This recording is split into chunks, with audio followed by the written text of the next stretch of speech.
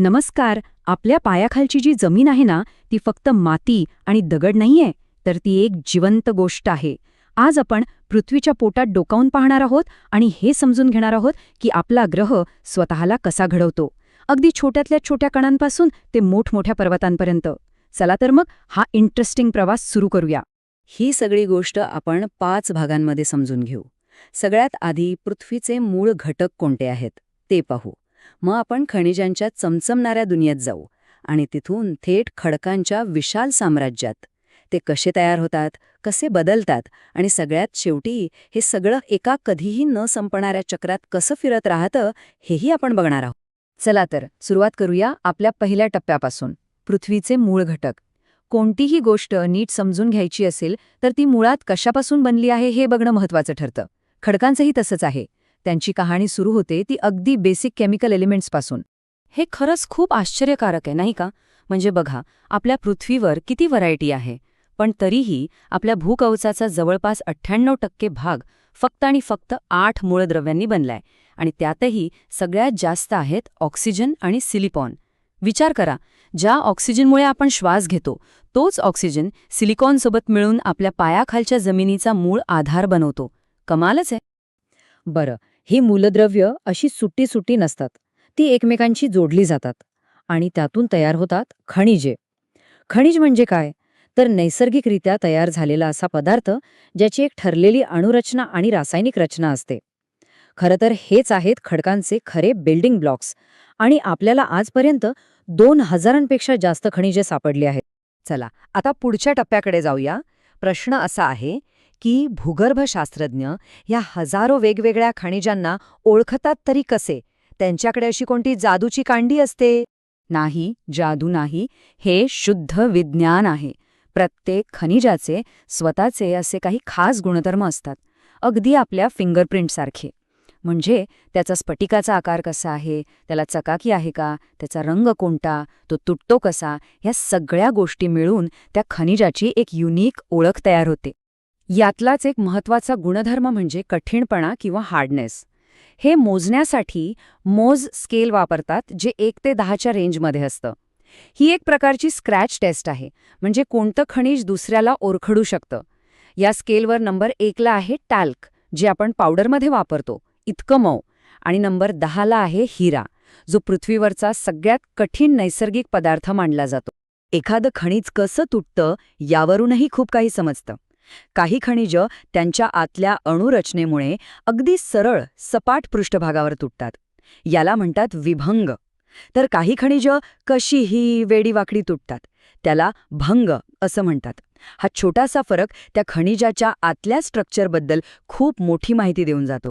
जरी हजारो खनिजं असली तरी गंमत म्हणजे पृथ्वीवरचे बहुतेक खडक फक्त 6 मुख्य खनिज गटांपासून बनलेले आहेत. यात फेल्डस्पार आहे, जे एकटंच भूकवचाचा अर्धा भाग व्यापतं. मग आहे क्वार्ट्ज, जे वाळूचा मुख्य घटक आहे. आणि पायरॉक्सिन तर चक्क उल्कांमध्येही सापडतो. तर आता आपल्याकडे बिल्डिंग ब्लॉक्स म्हणजे खनिज तयार आहेत. आता बघूया की निसर्ग ह्या ब्लॉक्सना जोडून मोठमोठ्या आणि वेगवेगळ्या रचना कशा बनवतो. आपण आता खडकांच्या जगात प्रवेश करतोय आणि ह्या जगात 3 मोठी कुटुंबं आहेत. एकदम सोप्या भाषेत सांगायचं तर खडक म्हणजे एक किंवा त्यापेक्षा जास्त खनिजांचं मिश्रण.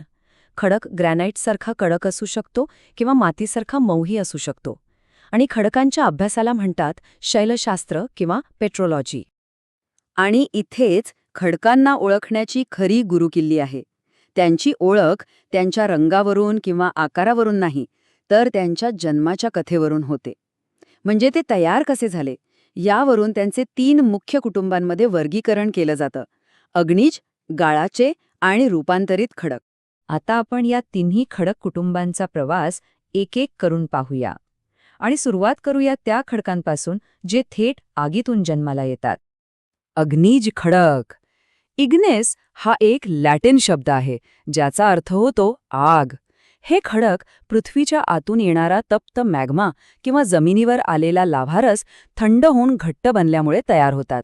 म्हणूनच यांना प्राथमिक खडक असंही म्हणतात, कारण बाकीचे सगळे खडक कुठेतरी यांच्यापासूनच तयार होत.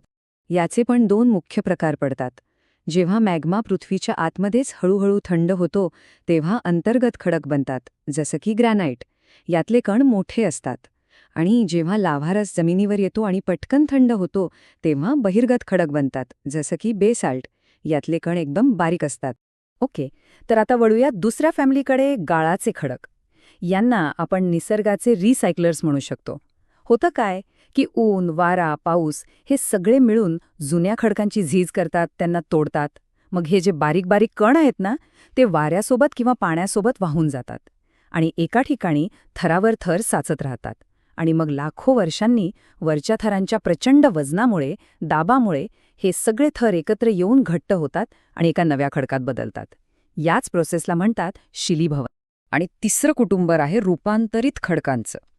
यांच्या नावातच सगळी कथा दडलेली आहे. रूपांतर म्हणजे हे खडक प्रचंड बदलातून गेलेले असतात. जेव्हा जुने खडक पृथ्वीच्या पोटात खूप खोलवर जातात तेव्हा तिथली प्रचंड उष्णता आणि दाब यांच्यामुळे ते अक्षरशः एका प्रेशर कुकरमध्ये ठेवल्यासारखे होतात. आणि या प्रक्रियेत त्यांचं मूळ रूप पूर्णपणे बदलून एक नवीनच खडक तयार होतं.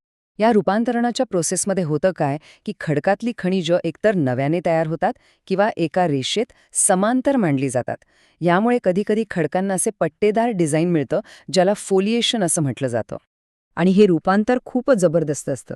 उदाहरणार्थ, साधा चुनखडीचा खडक, त्यावर जेव्हा प्रचंड दाब आणि उष्णता येते तेव्हा तो सुंदर संगमरवरात बदलतो. ग्रॅनाईटचं रूपांतर नाईस नावाच्या खडकात होतं.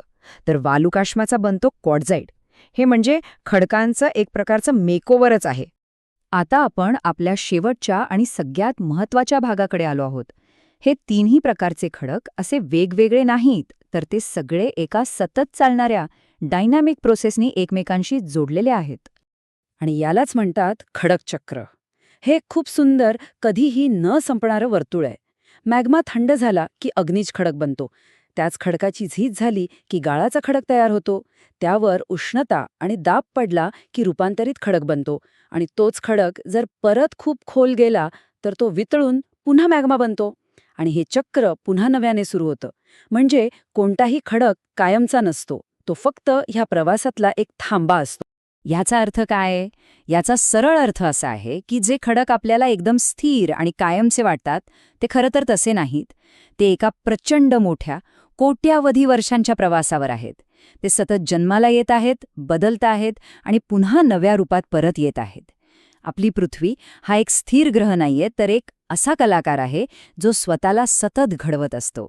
तर मग जाता जाता एक विचार करूया.